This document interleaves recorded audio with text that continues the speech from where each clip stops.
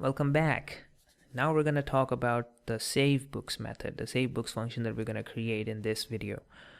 And we have to save the information in a dictionary format. We will use a library called JSON, which comes with the Python language, which helps us deal with this dictionary to JSON conversion. And JSON is just a JavaScript object notation, and JavaScript object. We can save this locally in this format, and we can extract that from the file just like that.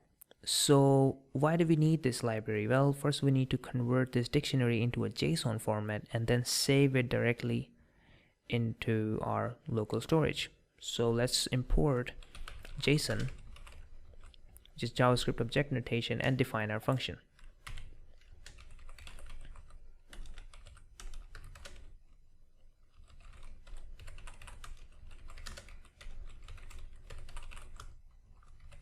The save books function is going to take books, which is just an array, just a list of all the books that I have right now in my system. So I'm going to save these books in my JSON. I'm going to run a loop.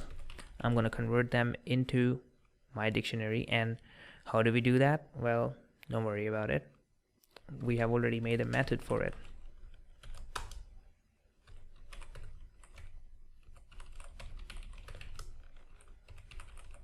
Book.append. We can convert this to dictionary as I told you before, and let me explain that in a second. So what is happening here, right?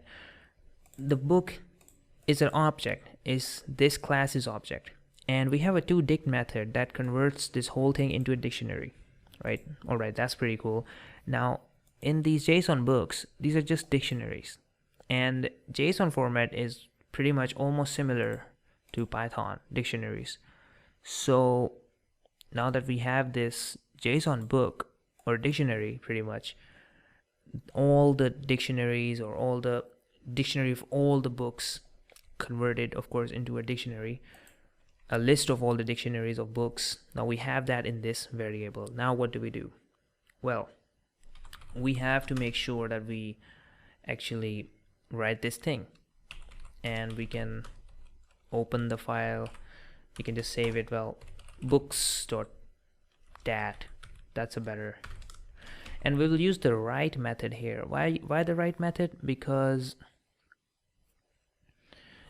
whenever we're writing a file here, we have all the books and we want to delete all the previous books, whatever we had before. We're saving a new state. We're saving, okay, I had Atomic Habits was stored locally, let's say, and then I'm going to delete all my books. Now I have a new state. Let's say I added 5 more books. Now I want to save those definitely like that. Now definitely, of course, you can come up with a more efficient way of storing these books, but for the sake of learning, we're going to make sure we keep this simple. And let's say I store this in a file variable. We open this with the write mode and we just write it, file or write. Now JSON, here's where we're using JSON. JSON.dumps, it actually converts this into a string, and strings, this write method just writes strings. So you pass this a dictionary, which is 100 almost, you can even think about it, is almost similar to what JSON is. You pass this a dictionary to JSON dumps method, and you have to pass in how much spacing you're going to be giving, and we'll see when it creates that JSON pretty soon. And that's pretty much it. You can have an except block and just print off. We had an error. We had an error saving books. Now that's all that the save books method does. Now let's see how this is gonna work. We know that save books is right here, the second method that we have here. So we can just say, well, I want to run that my functions dot save books, and we pass in the books that we are saving here. So let's run this method and see what happens. So let's create a book, just random stuff, all of it. Now we have made something. Now let's try to save this. Now see, there's a books.dat file.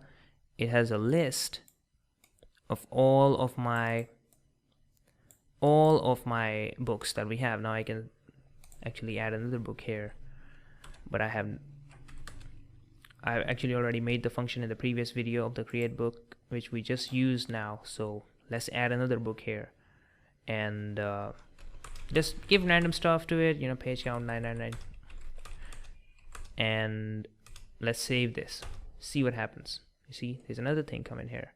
So this is what it does, and of course there are a lot of redundancies here.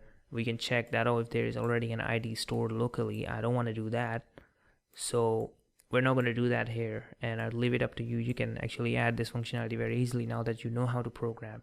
Now I didn't tell you to do it yourself because you didn't know about the JSON library before. Now in the next lecture we're going to use the load books method, which actually loads all the information from this locally stored file. So stick along and you'll do just fine.